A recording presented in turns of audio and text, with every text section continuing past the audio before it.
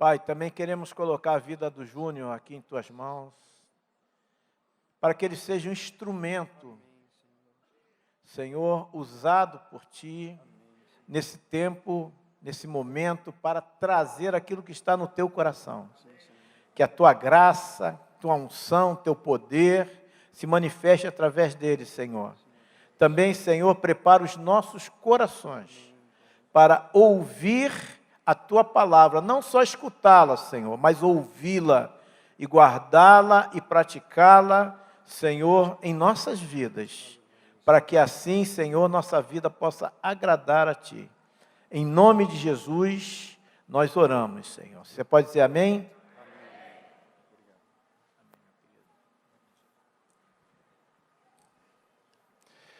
Bom dia, queridos. A paz de Jesus.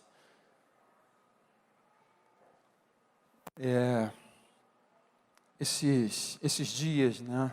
Na verdade, essa assembleia foi muito especial para a vida dessa igreja, porque eu penso, né, que tem restaurado algumas coisas, sobretudo o temor a Deus. E isso tem me feito pensar muito na condição da igreja nos dias atuais, porque nós estamos vivendo dias difíceis, né? E eu quero, assim, debaixo assim, de muito temor, também de muita misericórdia do Senhor para a minha vida, tentar compartilhar com você uma reflexão que possa seguir falando com o teu coração acerca dos dias atuais, do que Deus quer fazer na vida da sua igreja. E nós, e é bem verdade, nós temos conhecimento disso, que nós estamos vivendo os últimos dias ditos por Jesus. E eu creio que ele estava se referindo à questão dos últimos dias, da sua primeira vinda até o seu retorno. Ele estava se referindo, esse período, nós denominamos últimos dias. Por nesse intervalo, queridos, que Jesus profetizou, aliás, nesse intervalo Jesus profetizou muitas coisas, muitos acontecimentos. E dentre esses acontecimentos ele falou acerca do princípio das dores. E fazendo referência a uma gravidez, né? Principalmente as mulheres sabem que quando está prestes a nascer um bebê, as dores elas se intensificam, né, em intervalos menores. Mas à medida em que está prestes ao nascimento da criança, as dores são mais frequentes, com mais força, em intervalos menores. E a gente tem percebido, né, e é claro que nós estamos vivendo esses últimos dias, porque naturalmente a gente tem percebido que a natureza geme, sofre, o mundo está debaixo de um caos enorme. Então a gente percebe de uma maneira assim, muito espiritual que o tempo do fim está se aproximando. A volta de Jesus está iminente. E a gente percebe a degradação moral, né, da humanidade muito mais intensa, né? Sempre existiu, mas a gente tem notado que tem se intensificado cada dia mais. Nós temos visto a corrupção aumentando no meio da sociedade, nos corações dos homens. Isso sempre existiu, é o fato, mas é bem verdade que isso tem aumentado gradativamente. E a questão da imoralidade tem se intensificado. Nós temos visto aí, aqui no Brasil também, mas no mundo inteiro, tentando incutir na nossa vida alguns conceitos que o Senhor reprova, mas que causam consequências terríveis para a humanidade, né? A gente está percebendo que a mídia tem tentado intensificar nos nossos corações aquilo que não é normal. Por exemplo, a ideologia de gênero. Estão incutindo isso na vida das famílias, começando pelos filhos.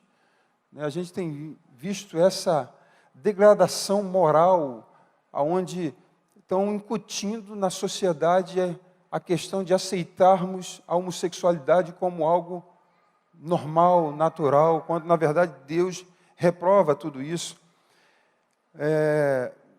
estão tentando implantar no seio da sociedade a questão do aborto como algo normal também. Enfim, a gente está vivendo os últimos dias, muita violência, né? As coisas, parece que está tudo relativo, né?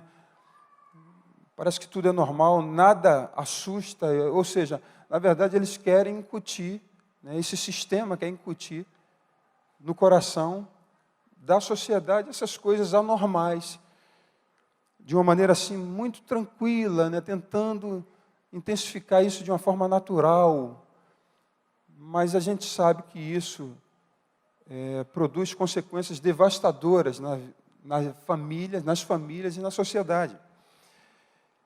E como eu disse, isso não é normal e também não é atual.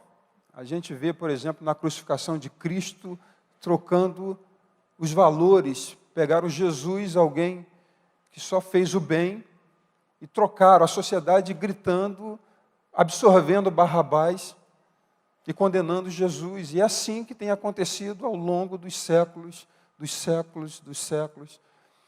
E a esse tempo é o que eu creio que nós denominamos os princípios das dores, né? Eu quero junto com vocês abrir o texto de Mateus, capítulo 24, versículo 1 ao 14.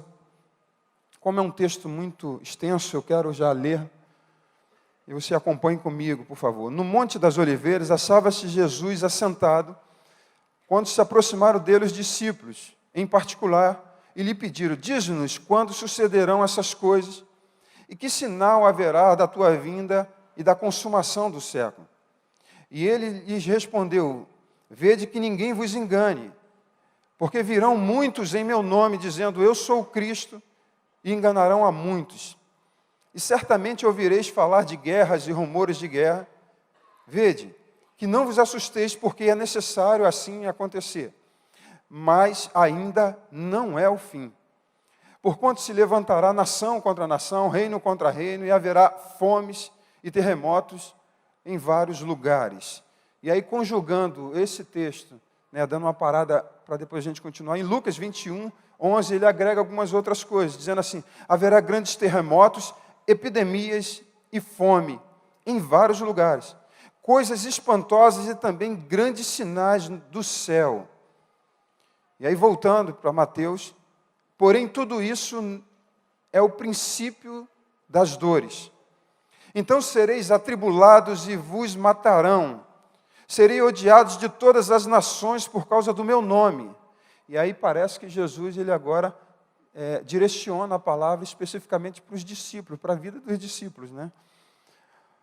Nesse tempo muitos hão de se escandalizar, trair e odiar uns aos outros. Levantar-se-ão muitos falsos profetas e enganarão a muitos. Mais uma vez aqui, Jesus ele fala de engano, né? Entretanto, esses trarão engano para a igreja, né? Eu estou falando aqui dos profetas, dos falsos profetas. E por se multiplicar a iniquidade, o amor se esfriará de quase todos. E eu quero destacar esse texto.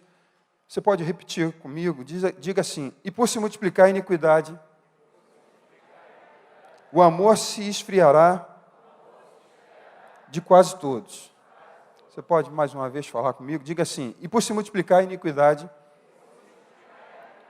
o amor se esfriará de quase todos. Sim. Seguindo o texto, diz assim: aquele, porém, que perseverar até o fim, esse será salvo. E será pregado esse evangelho ao reino, e será pregado esse evangelho do reino por todo o mundo, para testemunha a todas as nações, então virá o fim. Esse princípio das dores será um tempo de muita angústia, e assim, pontualmente, assim, destacando cada profecia de Jesus, a ordem é a seguinte: surgirão falsos cristos. E ele inicia essa sequência falando do engano, e falsos cristos é um sinal para o mundo, porque nós conseguimos destacar e identificar com muita facilidade a questão dos falsos cristos.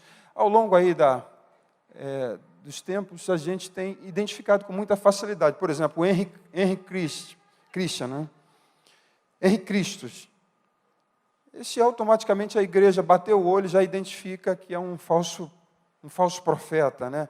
O reverendo Moon, já falecido também, ele se intitulava Jesus, e dentre eles, assim de uma forma mais veemente, é um que morreu de cirrose, chamado José Luiz de Jesus Miranda, com o título de Jesus Homem. Esse, além de morrer de cirrose, ainda prometeu que quando ele voltar, antes de morrer, que ele iria voltar, mas não mais em carne, né? E é muito fácil a igreja identificar esses falsos profetas. Então, esses falsos cristos. Né? Anterior a isso eu falei falsos profetas, mas não é, foi os falsos cristos. É mais fácil a gente identificar isso. Agora, o mundo não. Por isso que eles tinham muitos seguidores aí, porque o mundo acaba sendo enganado, iludido por essas falácias aí, por esses homens enganadores e mulheres também que existem aí atualmente. Mas, seguindo, né, a sequência, ainda tem algumas profecias de Jesus, quando ele, na ordem, dizem, ouviram de guerras e rumores de guerra. Haveria fome, terremotos, pestes, acontecimentos terríveis e sinais no céu, né? Tsunamis, aqui também, em alguns países asiáticos, né? Os cristãos sendo perseguidos por causa de sua fé.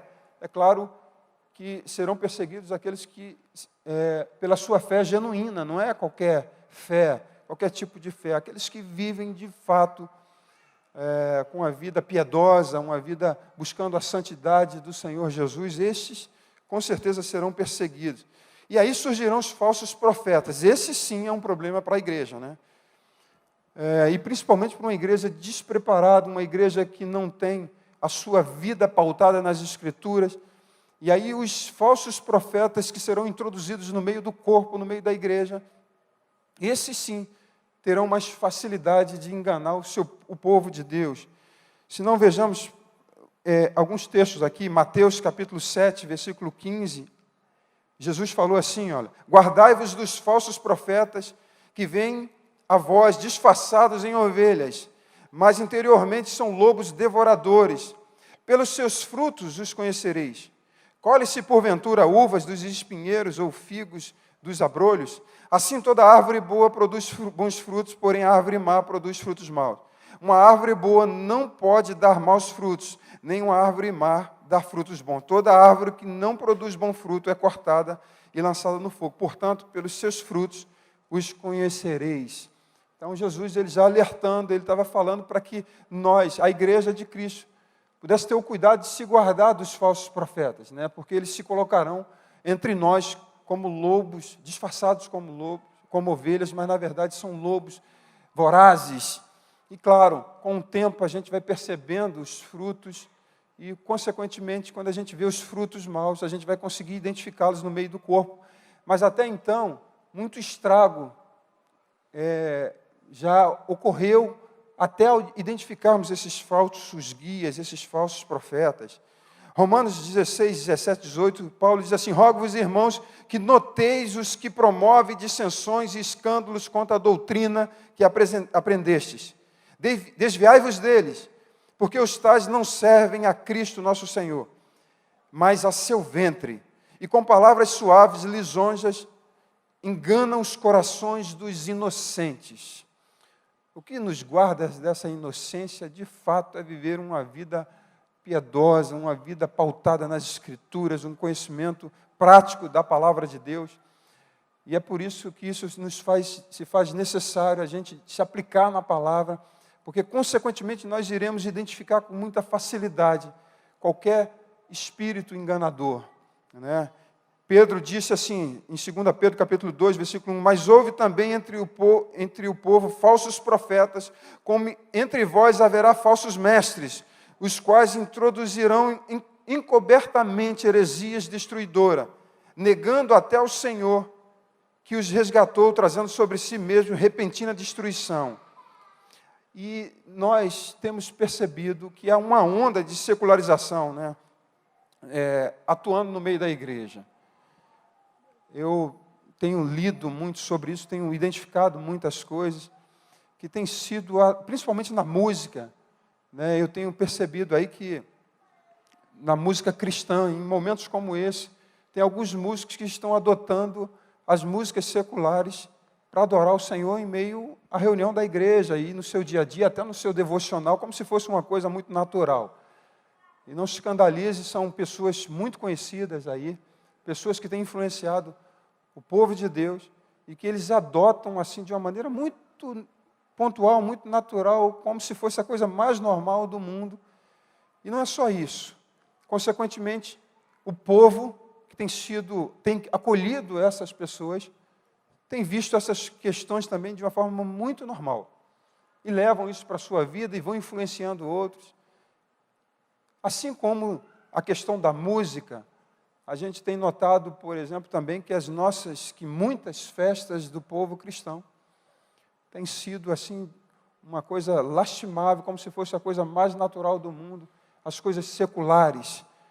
Há um mundanismo sendo introduzido no meio da igreja de uma forma muito dissimulada e está sendo muito absorvida pela igreja, porque isso satisfaz muitos homens e mulheres carnais. E por falta de profundidade na Escritura, por falta de santidade, por falta de temor, isso tem sido mais normal do que a gente imagina. Né?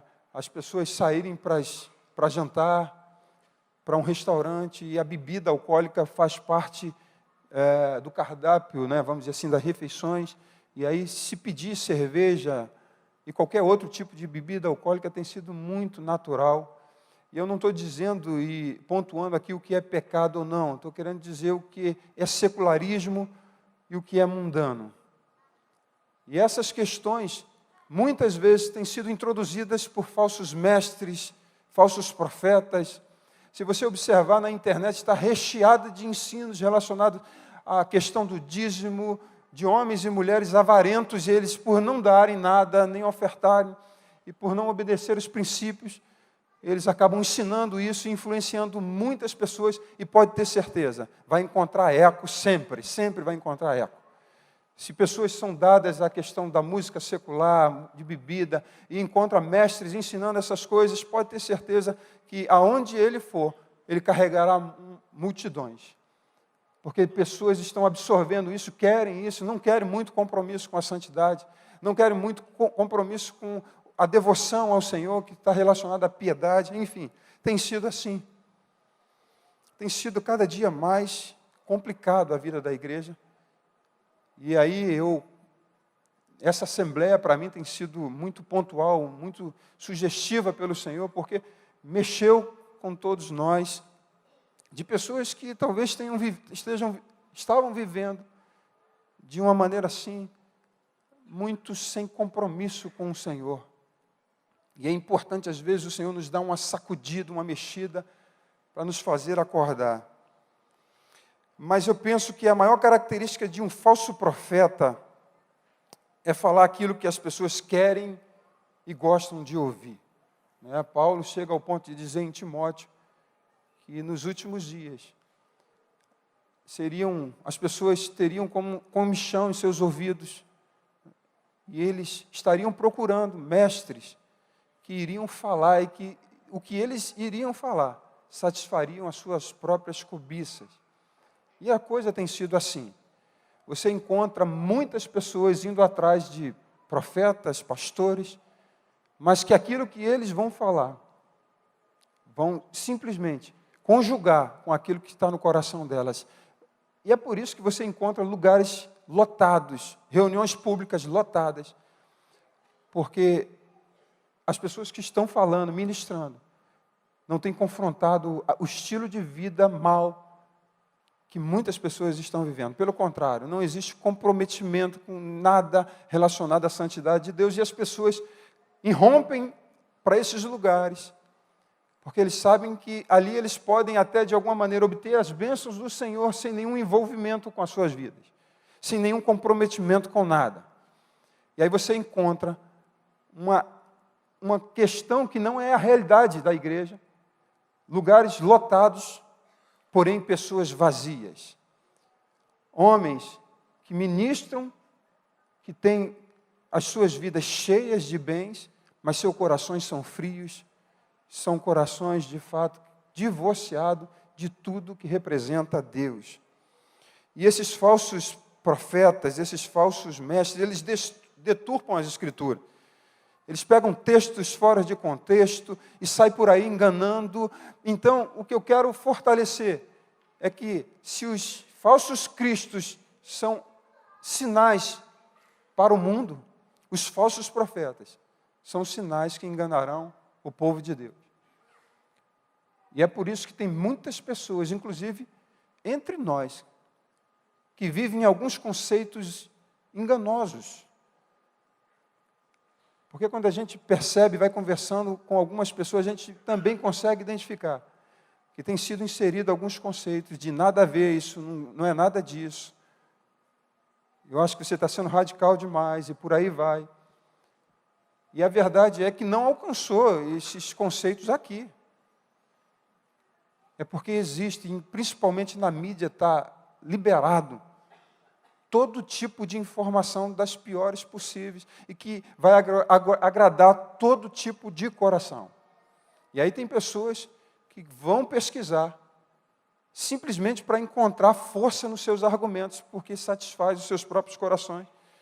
E deturpam a palavra e com textos, como eu disse, fora de contexto, textos isolados, e acabam usando isso para o seu estilo de vida.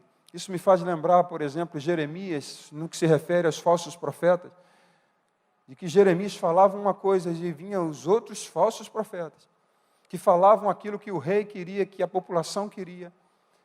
E é o que a palavra chama e declara que é pregar rebelião contra Deus. Deus falando de uma coisa, e alguns falsos profetas usados por Satanás, pregando coisas contra o Senhor. E aí naquela listagem, eu vim pontuando do que Jesus se referiu, como se referindo aos últimos dias, vem uma grande apostasia aconteceria, com abandono de fé por parte de muitas pessoas. 1 Timóteo capítulo 4, versículo 1 diz assim: ora, o Espírito afirma expressamente que nos últimos tempos alguns apostatarão da fé por obedecerem a espíritos enganadores e a ensinos de demônio. Satanás liberou e tem liberado ao longo da história, principalmente nos dias atuais, espíritos enganadores. Ensinos de demônios. Eu não sei se vocês têm percebido o que mais a gente tem identificado aí. Muitas pessoas estão enganadas mesmo. Porque tem sido liberado espírito que enganarão nações. Esse espírito do falso profeta está atuando, e atua no meio da igreja, atua na sociedade. E se a gente não toma cuidado, essas coisas todas começam a gerar e a introduzir na nossa vida, porque ninguém perde a fé da noite para o dia. À medida em que os ensinos enganosos vão tendo guarida nos nossos corações, nós vamos esfriando a fé e começamos a apostatar dela, a desistir dela. Esse processo é gradativo no coração da igreja. E esses espíritos precisam ser identificados. Mas somente homens e mulheres cheios do Espírito Santo, que se envolvem com a palavra, amam a palavra, meditam nela, têm prazer em estar com o Senhor. E à medida em que nós conhecemos mais as Escrituras, nós vamos identificando esses espíritos enganadores e vamos rejeitando, repudiando, repreendendo. E toda ação do mal vai sendo repreendida no nosso meio, no meio do povo de Deus. O problema é que muitos estão vivendo de uma maneira muito superficial na vida cristã e, consequentemente, não consegue identificar. E se sabe de alguma coisa porque os outros falam. E se aquilo que o outro falar for contra a palavra, a pessoa absorve e segue sendo enganada, segue sendo iludida. São dias que nós precisamos, de fato, estar muito atento com aquilo que o Espírito Santo tem falado à sua igreja. E no último ponto que eu destaquei, e é onde eu quero me deter um pouquinho mais, é quando Jesus, ele diz assim: aconteceria ou melhor, é exatamente isso. Aconteceria um multiplicar da iniquidade e, por consequência disso, o amor de quase todos se esfriaria. É bem verdade que a gente já percebe no mundo uma frieza sem precedente acerca do amor. Ninguém se importa mais com ninguém, né? Você observa o comportamento do ser humano cada dia tem piorado, as pessoas têm sido muito mais negligentes, né? Ninguém respeita mais ninguém, os filhos desonram de uma forma muito natural os pais, as autoridades, né? O amor à vida está cada vez menor. Mas o que Jesus estava se referindo não era esse amor aí, esse amor secular, mas a palavra aqui, no original grego, é ágape. Então, quando Jesus estava se referindo que nos últimos dias, por se multiplicar a iniquidade, o amor de quase todos se esfriaria, de muitos se esfriaria, ele não estava se referindo a qualquer amor, ele estava se referindo ao amor dele. O que ele estava dizendo é que o amor de Deus na sua igreja, por se multiplicar a iniquidade, estaria esfriando. Esse é um alerta que nós deveríamos estar muito mais preocupados, muito mais aterrorizados, porque o que Jesus estava se referindo é que o amor estaria se esfriando no meio da igreja, no meu e no seu coração, se nós não tomássemos cuidados e permitíssemos que a iniquidade entrasse no nosso coração. E é por isso que você encontra muitas pessoas do seu lado, no seu dia a dia, que confessam a fé cristã, mas que têm o amor do seu coração, o amor de Deus completamente frio. E como o texto diz, e ele é muito claro,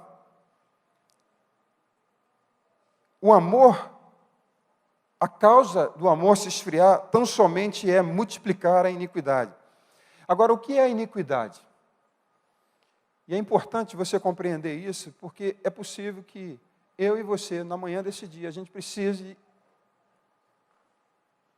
de fato identificar que tipo de iniquidade existe no nosso coração, porque a consequência da iniquidade se multiplicar dentro de nós é termos o amor de Deus esfriando dentro de nós. Agora, a iniquidade é o quê? É quando nós estamos acostumados ao pecado, quando nós não temos mais vergonha de cometê-lo. Nós pecamos, sentimos o peso, confessamos o nosso pecado, buscamos o lugar de arrependimento, pecamos de novo, e aquele mesmo pecado se torna algo comum. Chega uma hora que ele não tem mais efeito na nossa vida, e aquilo que outrora nós considerávamos pecado, incorporou na nossa vida de uma forma tão natural que a iniquidade se instalou dentro da pessoa. E aí, entra uma iniquidade, daqui a pouco outra, daqui a pouco fica um coração iníquo, uma pessoa endurecida. E, consequentemente, se ela armazenou, se ela acomodou a iniquidade no seu coração, o amor dela se esfria. O que acontece quando nós estamos cheios de iniquidade? A Bíblia diz que quando a iniquidade chega, e a pessoa já está tão endurecida, que ele não consegue mais nem identificar que aquilo que está praticando, que aquilo que outrora era errado, ele não consegue mais identificar que aquela ação é pecaminosa. O problema todo é que não para por aí. A Bíblia diz que quando a iniquidade está armazenada no nosso coração, Deus julga isso. E esse é o grande problema, que a maioria de nós, a maioria da igreja de Cristo, tem ignorado. Porque acha que o fato de armazenar a iniquidade no coração não vai acontecer nada. Mas a Bíblia declara que há um juízo e há um julgamento, porque Deus trata quando nós armazenamos a iniquidade no nosso coração. Deus julga. A gente vê na história, por exemplo, da história do povo de Deus, muitas ações de Deus com juízo. A gente vê Sodoma e Gomorra, a iniquidade já estava instalada naquelas cidades. O nível de promiscuidade, de prostituição era tão intenso que chegou um momento que Deus falou assim, acabou, chega. E ele vai lá, destrói Sodoma e Gomorra. Não foi diferente quando ele falou para Noé, quando ele já de fato percebeu que o homem, todo o intento do homem era maligno, e ele disse que não podia mais permitir que o espírito dele pudesse habitar com o homem, e ele falou assim: eu vou destruir toda a humanidade. E ele encontrou alguns justos, e ele poupou, mas ele destruiu. Não foi diferente com Corá, quando mesmo de ter visto ao longo de muitos anos, ou melhor, ao longo de tudo que o Senhor fez, ele deixou a rebelião entrar no seu coração e Deus irrompeu contra ele, abriu o chão e eles foram devorados. Deus trata tudo isso. Também não foi diferente na igreja, no nascimento da igreja. Deus já iniciou isso com um juízo. Ananias e Safira. E Pedro é muito categórico quando diz, olha, se achou iniquidade no coração deles, não era quando eles tentaram enganar e mentir ao Espírito Santo. Imediatamente morreram, foram julgados, foram sentenciados.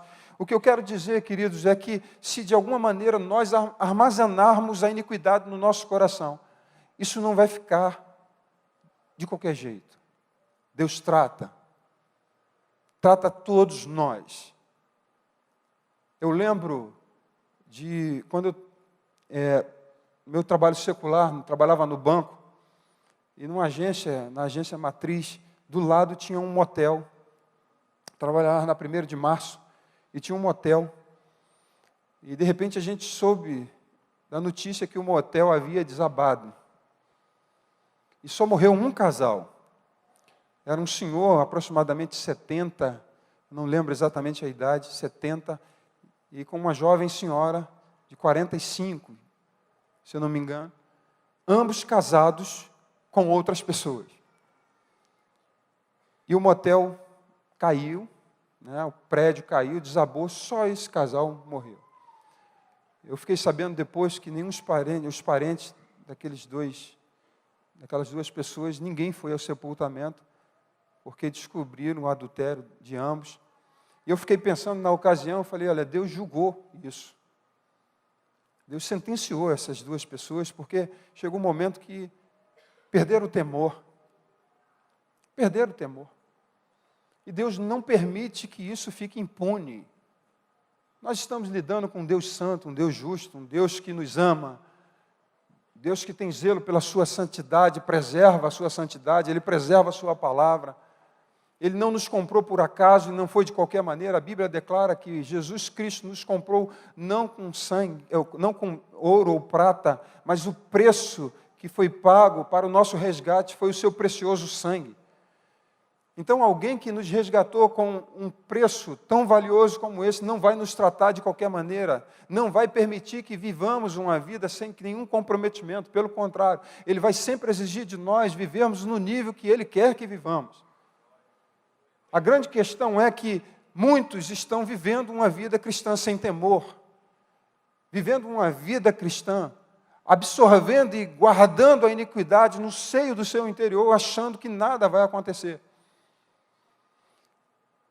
Eu quero ser assim um pouco demorado, lendo alguns textos aqui com vocês, mas só algumas advertências para cada um de nós, para compreendermos assim de uma maneira bem objetiva, de que Deus nos dá tempo para o arrependimento, que Ele nos aguarda no tempo proposto por Ele, que nós não sabemos quanto e não podemos de fato ficar por aí achando que vai dar tempo ou não, mas esse tempo que Deus nos permite é para nos levar a um lugar de arrependimento.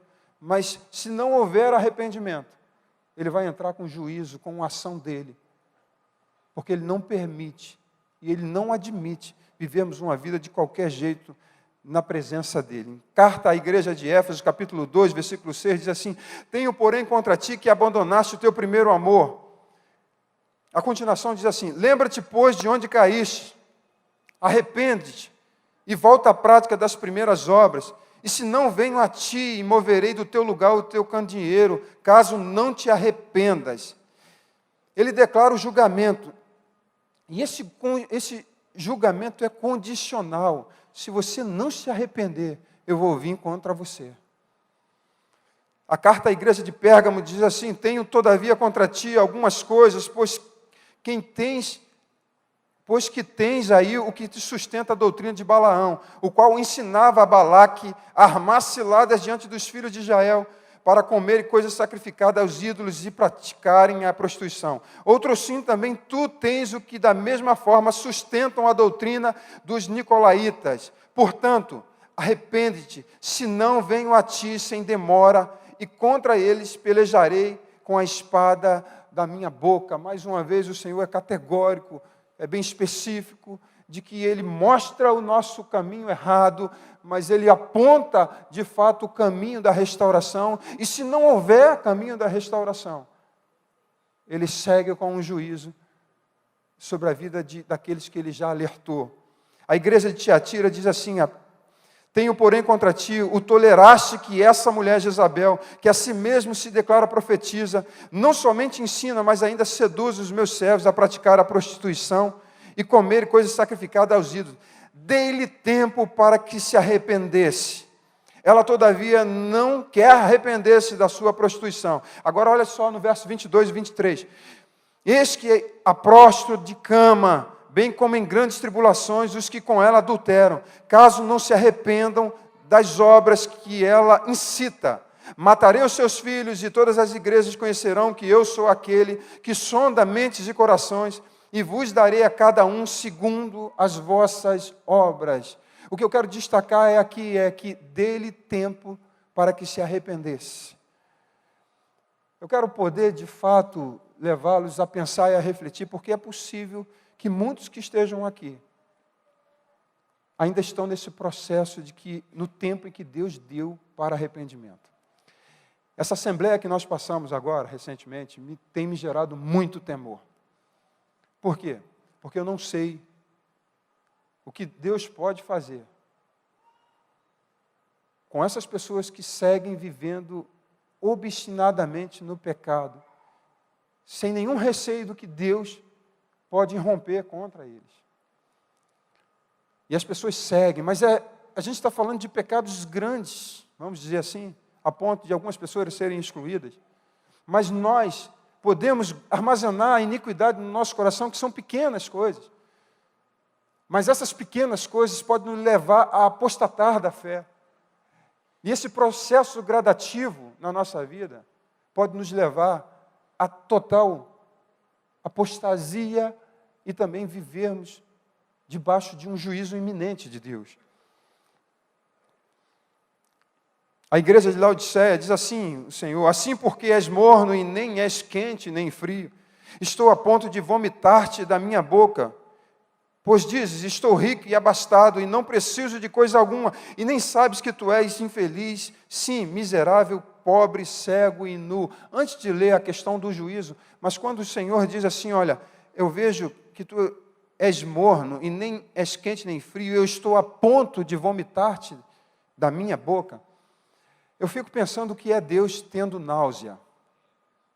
Eu acho que todos nós, de alguma maneira, na nossa vida já tivemos náusea, e já vomitamos. Normalmente, quando nós fazemos isso, é porque é alguma coisa que incomoda, algo que não está bem, algo que está estragado dentro de nós e que precisa ser colocado para fora. Viver uma vida cristã morna, o que o Senhor está dizendo é isso: eu estou pronto a vomitar-te da minha boca. E é possível que muitas pessoas estão vivendo, na verdade, tem provocado náusea em Deus. Eu sei que isso é uma palavra forte para todos nós, mas chega um ponto na nossa vida que nós não temos e nem podemos mais viver uma vida cristã superficial. Deus tendo náusea, você imaginou e já parou para pensar o que representa isso, náuseas de Deus? De quando, na verdade, estamos vivendo com o Senhor, e ao invés de arrancarmos dele alegria, prazer, satisfação dele pela nossa vida, o que muitas pessoas têm arrancado de Deus é náusea. É desconforto interior de Deus, a ponto dele querer vomitar algumas pessoas. E se ele quer vomitar é porque aquilo que está dentro dele não presta. Está contaminado. Talvez Deus precise e queira vomitar alguns iníquos, porque tem vivido uma vida lastimável. Nós não estamos vivendo e servindo a um Deus de qualquer maneira, é um Deus santo que nós estamos vivendo, servindo. Ele nos ama intensamente. Mas saiba de uma coisa, Deus também sente náuseas. Sente náuseas para aqueles que são mornos. Ele chega ao ponto de dizer que ele preferia que fôssemos frios, porque aí nós já estaríamos assim, definindo a nossa real condição. Eu sou isso aqui, eu não quero Jesus. Pelo menos Deus já sabe como, já sabe não, Ele já te identifica. E a própria igreja sabe como tratar. Bom seria que todos nós fôssemos quentes. Mas existem aquelas pessoas que estão mergulhadas no corpo, inseridas no corpo, achando que são corpo, mas são pessoas que Deus tem náusea. São pessoas mornas. São pessoas que acham que vão para o céu, mas na verdade estão caminhando para o inferno. Não aproveitam nada desse mundo, não aproveitam nada de Deus.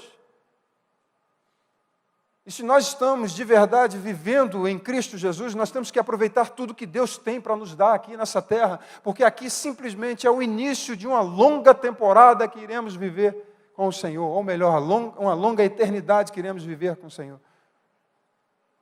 Mas existem pessoas que vivem aqui e não desfrutam nada de Deus e acham que vão viver e desfrutar de Deus na eternidade. Como? E acho que de fato Ele precisa nos sacudir, nos mexer e às vezes até nos chamar de mornos para que a gente possa acordar e dizer assim, Senhor, essa é a minha condição, então eu preciso mudar. E bom seria que todos nós mudássemos para sermos quentes. E do versículo 18 a 20, acerca desse texto que eu acabei de ler, diz assim, aconselho-te que de mim compres ouro refinado, pelo fogo que te enriqueceres, pelo fogo para te enriqueceres, vestiduras brancas para te vestires, a fim de que não seja manifesta a vergonha da tua nudez, e colírio para ungir os teus olhos, a fim de que vejas, eu repreendo e disciplino a quantos amo, sê, pois, zeloso, arrepende-te. Ele nos dá tempo, Ele nos adverte, para que possamos nos arrepender. E outra coisa, Deus Ele não procrastina. Não pense, querido, que Deus está demorando, que Ele é tardio. Ele tem o tempo certo, uma maneira certa e o momento certo para tratar quem Ele precisa tratar. Só que o problema todo que precisa gerar temor em nós é que nós não sabemos qual é o tempo.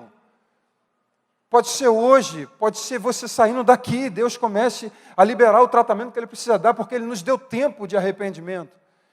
E o que eu quero, de fato, agravar a nossa situação hoje é que, através dessa palavra, todos nós sairemos daqui já, de fato, mais uma vez confrontados pelo Senhor, de que mais uma vez Ele está nos dando oportunidade para irmos a um lugar de arrependimento. Ou seja, nenhum de nós, a partir de hoje que estamos aqui, não teremos mais desculpa de que mais uma vez o Senhor nos alertou, nos chamou, nos deu tempo para arrependimento.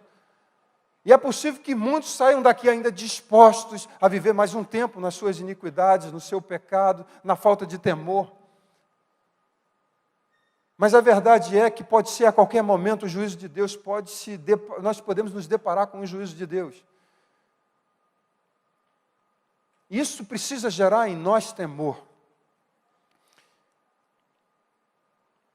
Agora, quando é que nós começamos a armazenar a iniquidade no nosso coração? E é exatamente, um ponto que eu tenho mais destacado e falado para vocês na manhã desse dia. Nós começamos, de fato, a armazenar a iniquidade em nossos corações quando nós perdemos o temor a Deus. O que mais tem acontecido nesse mundo é o que? A iniquidade. Por quê? Porque perderam o temor. E o que acontece quando a gente perde o temor? Quando a gente tem temor a Deus, a gente tem que prestar conta a alguém, a Deus, na verdade. Eu deixo de praticar algumas coisas, ou faço algumas coisas que Ele me manda fazer, porque eu temo a Deus. Quando eu perco o temor a Deus, eu faço qualquer coisa, porque eu acho que não irei prestar conta. Eu até posso entender que vou prestar conta, mas eu não estou muito preocupado com isso. É aproveitar o aqui e agora e segue-se a vida. Bem, Hebreus capítulo 3, versículo 12 e 13 diz assim, tende cuidado, irmãos, jamais aconteça haver em qualquer um de vós perverso coração de incredulidade, que nos afaste do Deus vivo. Então, o autor de aos Hebreus está dizendo o seguinte, que um coração, um perverso coração de incredulidade, nos afasta do Deus vivo. Pelo contrário, e aí ele nos exorta, dizendo assim, exortai-vos mutuamente cada dia. Em outra tradução diz assim, diariamente, durante o tempo que se chama hoje. Então ele fala de uma exortação diária e atual, a fim de que nenhum de vós seja endurecido, ou seja, tornar-se obstinado, teimoso. Então, para não sermos endurecidos pelo engano do pecado. Então ele está dizendo o seguinte, olha, uma das maneiras que pode nos preservar e nos guardar do endurecimento do pecado é nos admoestarmos, nos exortarmos diariamente, no tempo que se chama hoje. Por quê? Porque o pecado nos endurece, e quando ele nos endurece, já se tornou iniquidade. Mas existem muitas pessoas flertando com o pecado. O pecado, ele surge na nossa vida, ele não aparece assim, de uma forma assim muito espontânea, rápida, clara. Muitas vezes ele aparece na nossa vida camuflado. Nós, aos poucos, nós somos engodados. Na verdade, em Tiago diz o seguinte, que nós somos seduzidos pelas nossas próprias cobiças. E quem provoca o engodo, o engano, é Satanás. Ele joga a isca e nos engana, porque a nossa cobiça deseja aquilo, e a gente vai lá, pega, e quando a gente menos percebe, nós estamos endurecidos pelo engano do pecado. Tem coisas que aparentemente parecem ser legítimas, e nós adotamos isso na nossa vida, mas na verdade isso é pecado também. Muitas pessoas hoje, e quando se fala de engano, muitas pessoas reivindicam tanto, queridos. Estão enganadas. E se vocês lembram, os primeiros textos que eu li, o tempo todo o autor, o Senhor Jesus, ele fala acerca do cuidado que nós precisamos, acerca do engano.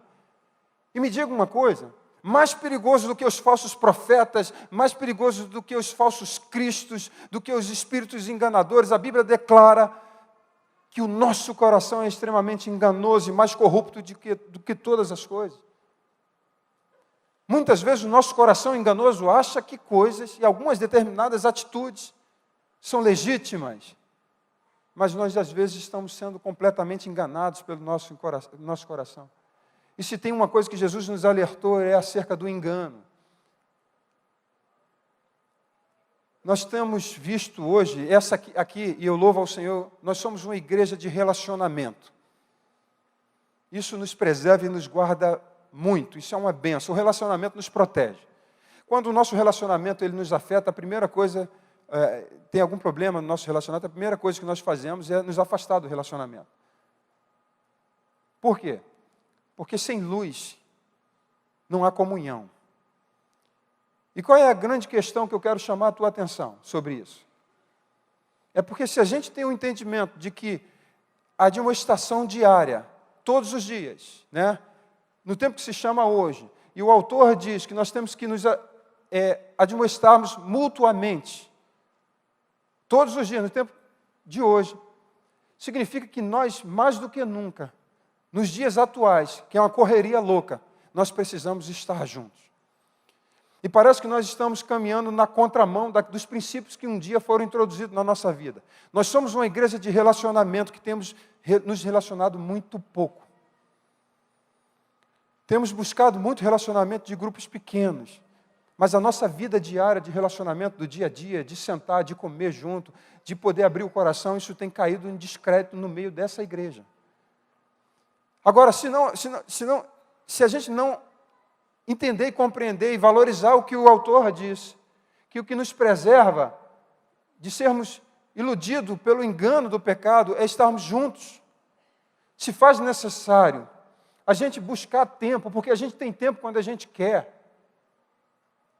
Se a gente tem interesse naquilo, a gente vai arrumar tempo. Qualquer um de nós aqui, se o filho estiver passando mal, você pode não ter tempo para nada, mas se o filho estiver passando mal, você vai largar tudo para levar o seu filho no médico, porque você arruma tempo quando aquilo é prioridade. Nós somos assim. Muitos, talvez, aqui tenham como prioridade ganhar dinheiro. E vivem a vida assim, não tem tempo, porque tem tempo demais. O tempo que lhe sobra, o tempo que lhe resta é para ganhar mais dinheiro. outros para viver a sua vida para si mesmo. São coisas que aparentemente que são enganos, que são legítimas para as pessoas. Agora me preste atenção numa coisa, você está com um irmão, está tratando um assunto no coração daquele irmão, ou ele tratando na sua vida, hoje. Mas você só vai ver aquele irmão daqui a 15 dias. Ou seja, o diabo segue atuando na vida daquela pessoa, vai fortalecendo o princípio, porque hoje estava sendo desconstruído aquilo, porque o irmão está ajudando, ministrando a palavra, está junto, está comendo junto, sentando, conversando. Mas aí a pessoa vai embora, só daqui a 15 dias vai estar junto. Ou seja, aquela pessoa que estava prestes a cair, já caiu. Por quê? Porque não tem relacionamento. E o texto é claro. Tome cuidado, irmão, jamais aconteça haver em qualquer um de vós perverso coração de incredulidade, que vos afaste do Deus vivo. Pelo contrário, exortai-vos mutuamente, mutualidade, uns aos outros, cada dia, ou seja, diariamente, durante o tempo que se chama hoje. Para quê, queridos? A fim de que nenhum de vós seja endurecido pelo engano do pecado. O que ele está dizendo é o seguinte: o que nos guarda e nos preserva de não sermos endurecidos pelo engano do pecado é estarmos juntos, guardados, andando, comendo, tendo tudo em comum. Isso precisa ser resgatado. E eu não estou falando somente de você estar com a tua cobertura espiritual, você está falando com o corpo.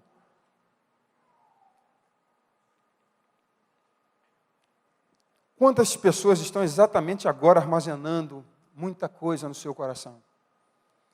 Quando a gente estava falando sobre a questão de iniquidade, tem gente aqui, exatamente aqui, que pode ser que esteja armazenando ira, ódio, amargura, falta de perdão, impureza, pecados ocultos dentro de si. Maridos que já preservam tanto a iniquidade, sendo hostis, grosseiros, infiéis. Mulheres rebeldes, desrespeitosas, independentes, filhos desobedientes, rebeldes. E a verdade é que isso tem sido no seio da igreja diariamente, e as pessoas já estão vivendo, adaptados às iniquidades no seu coração. Isso já não mais os perturba, achando que o dia segue outro dia, mas o fato é que Deus vai entrar e vai irromper contra todos aqueles que praticam a iniquidade. É palavra dele. E nós precisamos, de alguma maneira, sermos sacudidos pelo Espírito Santo. E a Bíblia diz sobre isso: aquele que tem ouvidos, ouça o que o Espírito Santo diz à igreja. Porque o Espírito Santo está sempre dizendo, está sempre falando, nos confrontando. O Espírito Santo nos convence do pecado, da justiça e do juízo.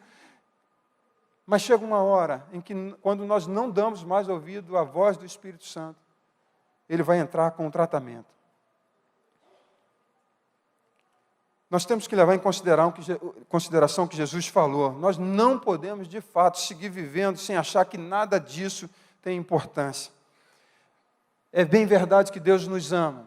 Franco usa uma frase muito joia, quando ele diz assim: o amor de Deus nos faz agradá-lo, mas o temor nos impede de entristecê-lo. Muitas pessoas perderam o temor a Deus e por isso vivem entristecendo o Senhor todo o tempo. A gente sabe que Deus nos ama. Isso é fato. Agora, será que a gente ama ao Senhor?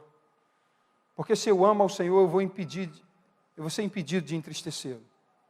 E se eu temo a Deus, eu vou agradá-lo. Muitas pessoas, de fato, perderam o amor e o temor a Deus. Isaías 29:13 diz assim: o Senhor disse: visto que este povo se aproxima de mim com a sua boca e com seus lábios me honra, mas o seu coração está longe de mim, e o seu temor para comigo consiste só em mandamentos de homem que maquinalmente aprendeu. É assim que tem acontecido na vida de muitas pessoas. Lucas capítulo 12, quando Jesus se refere à questão da hipocrisia, ele diz assim: porque miríades de pessoas se aglomeraram a ponto de uns aos outros se atropelarem. Passou Jesus a dizer, antes de tudo, aos seus discípulos: acautelai-vos, tomem cuidado, do fermento dos fariseus, que é a hipocrisia. Nada há encoberto que não venha a ser revelado, e oculto que não venha a ser conhecido. Porque tudo o que disseste nas escuras será ouvido em plena luz, e o que disseste aos ouvidos no interior da casa será proclamado dos eirados. Digo-vos, pois, amigos meus, não temais os que matam o corpo, e depois disso nada mais podem fazer. Eu, porém, vos mostrarei a quem deves temer. Temei aquele que, depois de matar, tem poder para lançar no inferno. Sim, digo-vos, a estes deveis temer. O que mais tem destruído fé, o que mais tem destruído as pessoas é a hipocrisia. Mas a hipocrisia, queridos, é proveniente da falta de temor. As pessoas perderam o temor a Deus. E tem muitas pessoas vivendo uma vida hipócrita. Como aqueles religiosos. Pessoas que vivem fingidas. E a verdade é que a questão da hipocrisia, ela atinge 2 níveis. Nós vivemos em hipocrisia para as pessoas e tentamos viver em hipocrisia para Deus. Porque nós queremos mostrar para as pessoas uma coisa que nós não somos. E tentamos mostrar para Deus e servir e adorar a Deus de uma forma que Deus não aprova e nos rejeita. Se Ele conhece e esquadrinha o nosso interior, jamais Ele será enganado pelas nosso estilo de vida hipócrita. Nós enganamos as pessoas. As pessoas postam no Face, chamado Facebook, com suas vidas maravilhosas, mas vivem fel de amargura. Mas para as pessoas, elas precisam mostrar o que elas são, para fora, no seu exterior. Gente que vive uma vida tentando se enganar a si mesmo. Mas valorizam mais o temor ao homem do que o temor a Deus. Estão preocupados mais com o discurso dos homens do que com a Deus, do que o que Deus pensa a nosso respeito. Agora entenda uma coisa, Deus não tem preocupação com a nossa autoimagem. Como nós sabemos que Adão pecou? Porque Deus mandou escrever esse negócio. Como é que a gente sabe que Abraão mentiu? Porque Deus mandou esse negócio, mandou escrever esse negócio. Como é que a gente sabe a vida leviana durante o tempo de Sansão? Porque Deus mandou escrever esse negócio. Como é que nós sabemos que Davi, simplesmente Davi, um homem segundo o coração de Deus, não só cometeu adultério, mas homicídio, foi debaixo de uma tramóia, de uma trapaça sem precedente que ele matou Urias. E Deus tornou isso público em toda a corte, para toda a população. Por quê? Porque Deus não está preocupado com a nossa autoimagem. Se Ele tiver que nos expor, Ele vai fazer aquilo que nós fazemos no escuro, no mais secreto da nossa vida. Vai chegar uma hora em que, se nós não nos arrependermos da iniquidade, Ele vai nos expor, porque Ele não está preocupado com a nossa autoimagem. Como é que a gente sabe que Pedro era simplesmente um homem iracundo? Como é que a gente sabe das dificuldades de Paulo? Grandes homens de Deus, mas Deus nunca está preocupado com a nossa autoimagem. Mas nós temos uma preocupação, nós temos preocupações com a exposição. O que as pessoas pensam a nosso respeito, para nós, é muito importante. Mas isso se torna muito grave quando Deus olha para a nossa vida, Ele nos reprova. E quanto a isso, porque quando o autor, Jesus, ele fala isso, olha, vocês estão temendo o homem, mas vocês antes precisam temer a Deus, porque o homem pode matar o corpo, mas tem que temer antes de tudo, temer aquele que não só pode matar o teu corpo, mas pode lançar a tua alma no inferno. E o problema todo é que as pessoas seguem vivendo, achando que vão para o céu a qualquer hora. E a Bíblia e o Senhor Jesus deixou muito claro essas questões.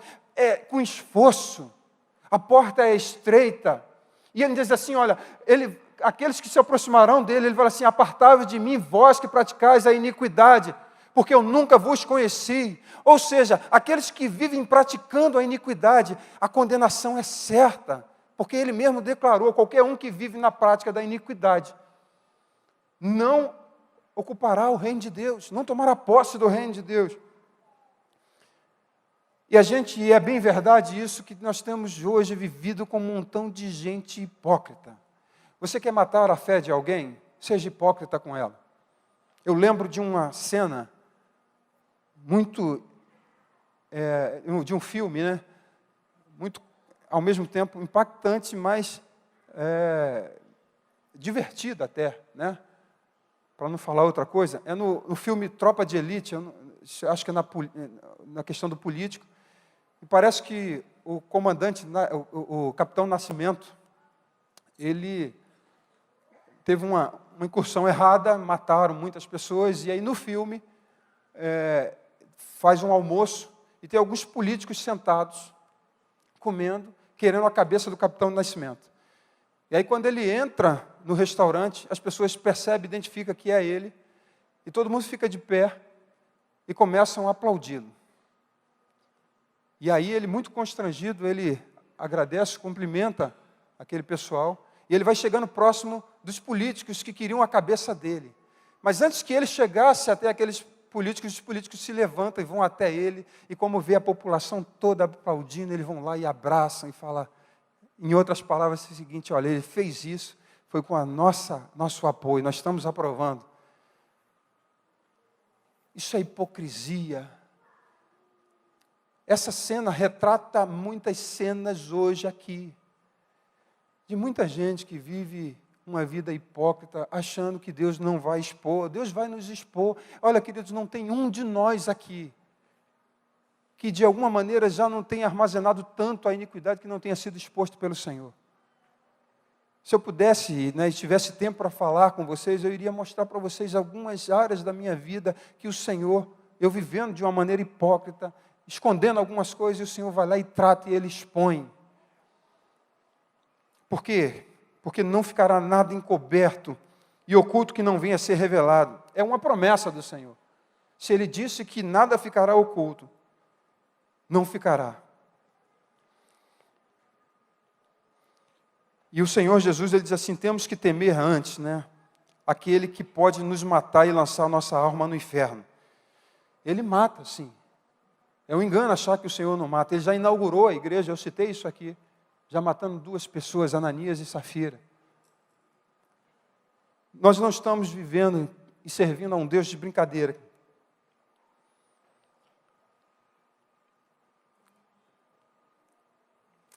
Ele está nos dando tempo para arrependimento. Aí, galera da internet, Ele está nos dando tempo. Ele está dando tempo para você ao arrependimento. Quantas pessoas hoje estão envolvidas com pornografia? Ele está te dando tempo de arrependimento. Você está armazenando ódio, rancor, ira no teu coração? Ele está te dando tempo para arrependimento. Tem pessoas infiéis aqui, adúlteros, traindo. Entenda uma coisa, Ele está te dando tempo para arrependimento. Eu não sei se vai cair um prédio ou não, mas eu sei o seguinte, com muito temor, Ele está te dando tempo para arrependimento. Ou você entra nesse negócio de verdade, viver uma vida cristã santa e sadia, ou Ele vai tratar esse negócio. Ele vai tratar. Ele trata a mim, trata você, Ele trata todo aquele que confessa o nome de Jesus Cristo.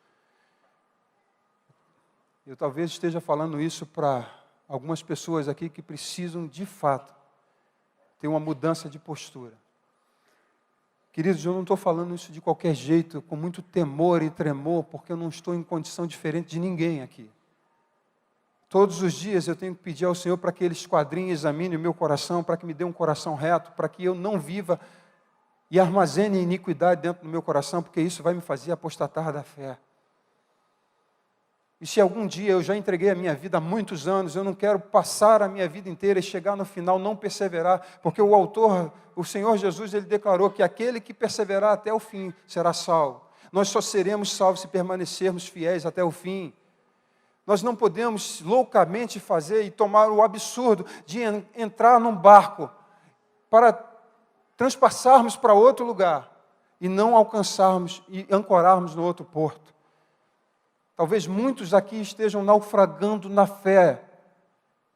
A Bíblia declara que, do que se queixa os homens a não ser dos seus próprios pecados. Deixa eu falar uma coisa para vocês. Quantas pessoas estão doentes aqui porque estão armazenando a queixa, sempre botando e condicionando a culpa nas pessoas? Deus não nos terá por inocente. As pessoas podem até ser culpadas, mas a escolha é nossa. De viver uma vida santa, no temor do Senhor, a escolha é nossa. Vou te falar uma coisa, qualquer pessoa pode me magoar se eu deixar. Qualquer pessoa pode me ferir se eu deixar. Entenda uma coisa, Jesus Cristo foi a pessoa mais perseguida, mais injuriada, mentiram contra ele, bateram, mas ele não deixou o seu coração adoecer, nem ficar doente, nem amargurar. Por quê? Porque ele sabia quem ele era. Agora, o que mais tem se visto hoje no corpo de Cristo é pessoas doentes, porque fizeram isso, aquilo. Me diga uma coisa, que tipo de igreja nós somos? Melindrosa, que não se pode fazer nada, que ninguém pode se tratar mal, e que não deve fazer, é claro, mas se porventura acontecer qualquer coisa adoece o coração, qualquer coisa se fecha o coração, qualquer coisa quebra o relacionamento. Gente, que evangelho nós estamos vivendo? É o evangelho da cruz? É o evangelho que vai fazer com que a gente seja perseguido e vos injuriar e causarem todos mal contra vós. E é o evangelho que Jesus disse assim: quando vos injuriarem e vos perseguirem e disserem todo mal contra vós, alegrai-vos, porque grande é o vosso galardão. Como é que eu posso me alegrar sendo perseguido, se eu tiver um coração assim? Me diga uma coisa, é incoerente na nossa vida Jesus falar de uma maneira categórica assim, que você tem que se alegrar quando você for perseguido por causa do nome de Jesus. A verdade é que muitas pessoas não se alegram porque não estão sendo perseguidas por causa do nome de Jesus, estão sendo perseguidas por causa dos seus próprios direitos. Quantas pessoas reivindicando os seus próprios direitos? Quantas pessoas lutando para se posicionar na sua vontade, na sua razão, e aí seguem adoecendo. Que evangelho é esse? Deus está nos chamando para viver o evangelho genuíno, que é o evangelho da renúncia, da entrega, de sofrer todo o mal e assim seguir glorificando ao Senhor. Lê lá Mateus capítulo 5, as bem-aventuranças, e que sirva de lição para cada um de nós, que a condição é radical, para vivermos uma vida para agradar ao Senhor. Paulo, em Gálatas capítulo 2, versículos 19 e 20, ele diz assim: já não vivo mais eu, mas Cristo vive em mim. E a vida que eu vivo é pela fé no Filho de Deus. Ou seja, renunciarmos completamente às nossas razões, aos nossos interesses pessoais. Se Jesus Cristo é ou não o Senhor, quem determina somos nós. Se a vontade de Jesus está sendo feita na nossa vida, Ele é o Senhor. Se a minha vontade prevalece, Jesus não é o meu Senhor. Quantos de nós seguem fazendo aquela oração indicada por Jesus, quando os discípulos, em Mateus capítulo 6, versículo 6, eles pedem: Senhor, nos ensina a orar. E aí ele diz: Pai nosso que estás no céu, venha o teu reino e seja feita a tua vontade. Mas a coisa é a seguinte: venha o teu reino, mas que a minha vontade continue sendo feita. Sabe o que acontece? Nós nos protegemos muito, porque por causa da iniquidade, da dureza do nosso coração. Nos protegemos de tudo quanto é sentido. Às vezes, criamos um muro. E esse muro que nos protege de sermos feridos é o mesmo que nos separa das pessoas. Em Hebreus capítulo 3, que eu acabei de ler, se nos separa de pessoas, a possibilidade maior de sermos confrontados e admoestados para não termos um coração endurecido pelo engano do pecado é o relacionamento. E pessoas, para se protegerem, estão de fato se distanciando de pessoas. E é no relacionamento que nós somos tratados. São disciplinas como essa na Assembleia e outras disciplinas que o Senhor está nos tratando, nos moldando, arrancando a iniquidade do nosso coração. Em 2 Timóteo, Paulo fala sobre isso, que a disciplina é na expectativa de produzir arrependimento e fazer com que o nosso coração, o coração da pessoa que está sendo disciplinada, saia dos laços do diabo. Deus quer nos corrigir, nos disciplinar, porque Ele diz que Ele disciplina os filhos a quem Ele ama.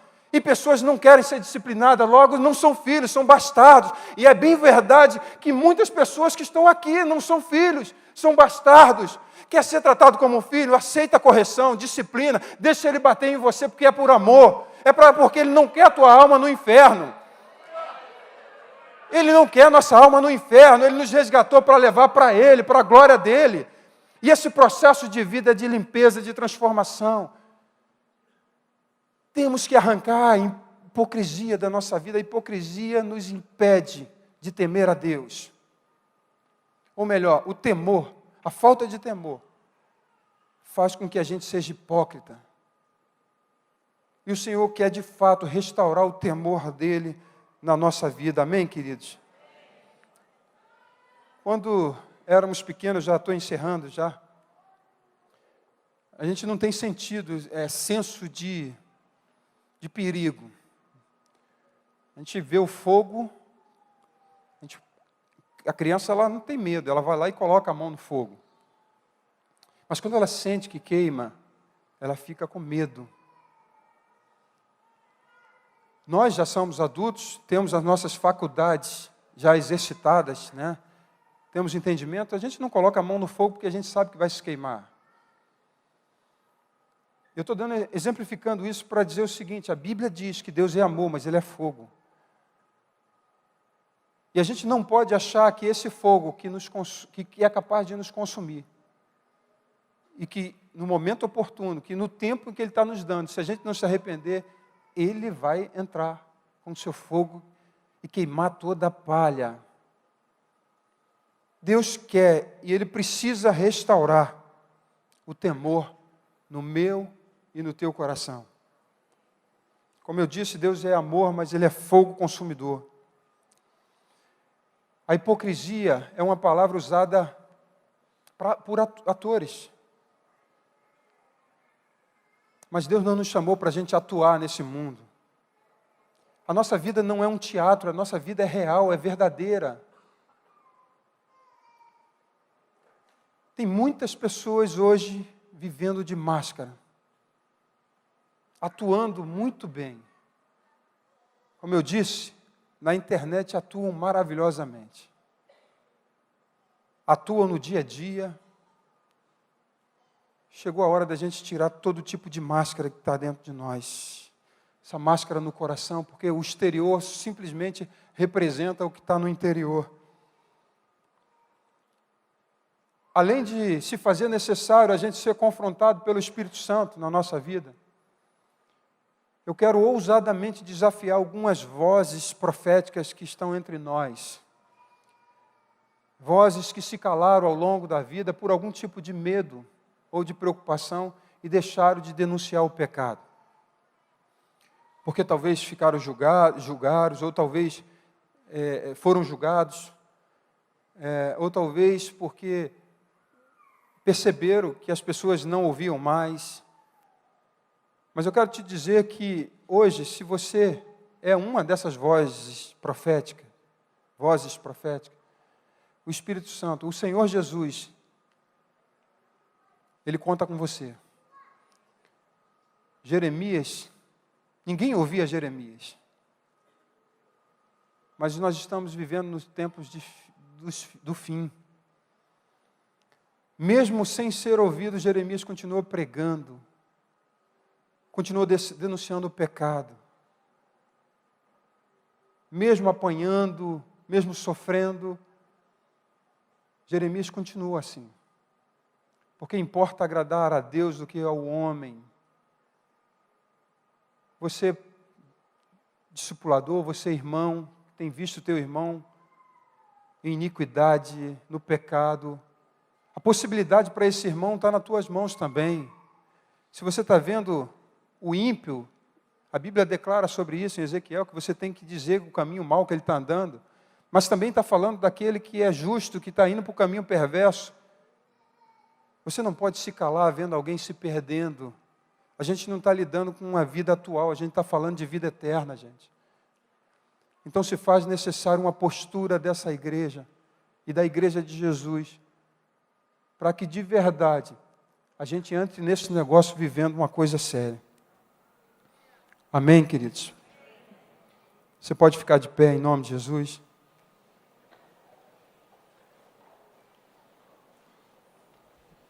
Quero te fazer uma pergunta.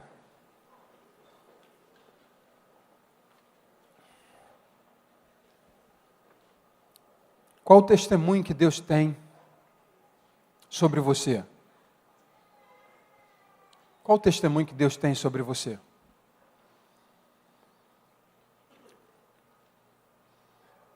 Nós podemos, mais uma vez, eu quero ressaltar, nós podemos ser hipócritas para as pessoas, mas Deus tem um testemunho. Eu sei o pensamento que tenho sobre vós. Embora Ele fale pensamento de paz e não de mal, mas Ele tem um pensamento sobre cada um de nós. Se você pedir ao Espírito Santo para esquadrinhar o teu coração nesse momento, o que pode ser identificado de iniquidade dentro de você? Qual é a falta de temor que você já faz, pratica, simplesmente se escondendo das pessoas? Você olha para um lado, olha para o outro, tenta ver se tem alguém vendo, mas esquece que o Espírito Santo está dentro de você. Mas, hipocritamente, você segue vivendo na prática do pecado, achando que o tempo que Deus está te dando pode se prolongar. O tempo pode ser hoje. Esquadrinha, deixa o Espírito Santo falar contigo. E eu falo das coisas pequenas até as coisas maiores. Deus selecionou esse dia porque Ele quer limpar cada um de nós. Eu fico pensando e com muito temor, chego a tremer aqui por dentro quando eu lembro do livro de Malaquias. Quando o profeta escreveu acerca de um povo chamado povo de Deus, que levantava mãos. E a Bíblia declara que quando eles levantavam a mão, ele não conseguia, ele não aguentava. Eu fico imaginando o povo de Deus erguendo a mão para adorar o Senhor e ele ficando de costa, porque ele estava cansado de ver. Deixa eu falar uma coisa. A Bíblia fala sobre a questão em Malaquias. E ele reivindicou, Deus chamou a atenção do povo, dizendo o seguinte: olha, vocês estão tentando sacrificar o animal para mim. E ele disse assim: vocês têm pego o doente, o enfermo, o machucado, e esse vocês têm me oferecido. E a Bíblia diz que o animal que deveria ser sacrificado era um animal puro, sem defeito, ou melhor, sem defeito. E esse animal teria que ser sacrificado totalmente ao Senhor, como adoração, como incenso, é o holocausto que era totalmente queimado para o Senhor. E sabe o que aquele povo hipócrita estava fazendo? Às vezes o leão ia e machucava um animalzinho, uma ovelha, e já sabia que aquele animal iria morrer. Então sabe o que eles deveriam fazer? Vamos fazer o seguinte: já que ele vai morrer, vamos oferecê-los para Deus, vamos sacrificá-los para Deus. E chegava diante da presença do Senhor para oferecer o coxo, o manco. O animal nascia defeituoso. Era esse animal que ele queria, que eles queriam oferecer. Hipócritas. E aí, ousadamente, o Senhor Deus falou assim, ó, diz para eles o seguinte: manda eles oferecerem esses sacrifícios para os seus príncipes. Vê se eles aceitam. Se eles não aceitam, muito menos eu que sou o Senhor. A Bíblia fala sobre, e ele segue dizendo assim, olha, eles estão me roubando no dízimo e oferta. Hoje, como eu disse, muitos avarentos hoje estão pregando contra isso. Como a questão de dar. Tudo bem, você pode até dizer o seguinte: olha, eu não creio que o dízimo é da lei, que é daqui, é da lei e tudo, mas você dá. E dá além dos 10%, porque a Bíblia diz que aquele, né, se a nossa justiça não exceder em muito a justiça dos escribas e fariseus, não vale de nada. E já que é da lei que estão dizendo, a justiça era 10%, então a gente tem que exceder em muito. E o Senhor segue falando em Malaquias, e principalmente quando ele está ligado à questão da adoração. Deus precisa nos limpar completamente. E para encerrar de verdade, o que pode nos guardar acerca dessa hipocrisia? Nós precisamos voltar a temer ao Senhor. Quando eu voltar a temer ao Senhor, a iniquidade, a hipocrisia sai da minha vida e eu passo a deixar a iniquidade. E aí eu sou o que sou, defeituoso, cheio de problemas. Mas aí você está lidando com um Deus que sabe de alguém que está vivendo uma vida sem hipocrisia, fraco, frágil. Nós somos assim, queridos. Nós somos vacilantes ou vacilões. Estamos bem, tem hora que a gente cai, tropeça. A gente vai continuar errando, mas uma vida que de fato não abre mão da santidade de Deus. E toda vez que a gente errar, a gente vai correr para Ele e dizer assim: Senhor, mais uma vez eu falhei. E aí a gente vai poder ouvir da boca do Senhor: olha, fica tranquilo. Porque preste atenção numa coisa, eu falei sobre Davi, que foi exposto. O pecado dele foi terrível. Mas sabe o que acontece? Deus o chamou de um homem segundo o coração dele. Então significa que muitas falhas que acontecem no nosso coração, quando a gente vier diante do Senhor e nos prostrarmos diante dEle, Ele vai olhar e vai ver um homem e uma mulher completamente dEle, falhos, mas dEle, íntegros dEle. Sabe o que pode nos preservar disso tudo, da hipocrisia? Você tem uma relação de intimidade com o Senhor intensa, abundante. Gente, a gente às vezes não compreende o que Jesus estava dizendo, que nós deveríamos amar ao Senhor acima de todas as coisas. Amar o Senhor com toda a nossa força, com toda a nossa inteligência, com o nosso interior, com toda a nossa alma. Quando Jesus foi o primeiro em tudo na nossa vida, é impossível vivermos uma vida hipócrita. É impossível vivermos sem temor a Deus. Por quê, queridos? Porque Ele vai o tempo todo ministrar no nosso coração. Jeremias chegou ao ponto de dizer o seguinte, que ele dispôs o seu coração para servir ao Senhor, ou para buscar o Senhor. O que nos está faltando nesses dias atuais, nesses dias perversos, é dispormos os nossos corações a buscar integralmente, intensamente o Senhor. Comece a sua vida no seu quarto, confessando o teu pecado, confessando as suas hipocrisias, sua falta de temor. Comece assim no dia a dia. E a cada dia que você se habituar a amar o Senhor, Ele vai até o ponto que Ele seja tudo na tua vida. A menor coisa que possa interromper a tua relação com Deus, o Espírito Santo vai falar contigo. Quando você perceber as coisas mais simples, e você vai identificar, e você vai simplesmente repudiar aquilo, porque você não vai admitir nada que possa se interpor entre você e o teu Senhor. Quando Ele for tudo em você, você não terá mais tempo mais para nada nesse mundo. Quando Jesus for tudo em você, você não terá mais razão. A razão é dEle. Quando Jesus for tudo na tua vida, queridos, olha, eu vou te falar uma coisa, a sua vida vai ser tão intensa, que você não vai se conter e vai ter que falar desse amor para todo mundo. Deus quer resgatar isso na minha vida e na tua vida. Essa igreja não pode se adaptar aos padrões do mundo. Quando Jesus for tudo, você não vai admitir a secularização na tua vida. Música do mundo é do mundo. Bebida que vai ferir alguma coisa ou ferir a consciência de alguém, você não vai admitir, porque você não vai ter olhos para mais nada nesse mundo a não ser para Ele. Se Jesus não for tudo na minha e na sua vida, sempre terá opção, outras opções. Mas quando Ele for tudo para você, Ele vai ser tudo para você. Você será para Ele a menina dos seus olhos, em nome de Jesus. Eu vou parar por aqui, porque eu sei que o Espírito Santo já falou com a tua vida, em nome do Senhor Jesus. E eu quero de verdade te dar a oportunidade de você se render ao Senhor vindo aqui na frente. Se o Espírito Santo falou com o teu coração, essa é a hora. Mas se você não quiser, continue com a sua hipocrisia na boa. Agora eu vou te falar uma coisa, Deus está te dando tempo para arrependimento hoje. Mais uma vez. Ou permaneça com a sua vida hipócrita, guardada, escondida, achando que ninguém está vendo, mas há alguém que vê tudo. Ele conhece os teus pensamentos, conhece os meus e os teus pensamentos. Ele sabe das nossas mazelas. Ele sabe das nossas injustiças, dos nossos roubos. Ele conhece as nossas corrupções. Ele conhece os nossos desvios de conduta, de caráter.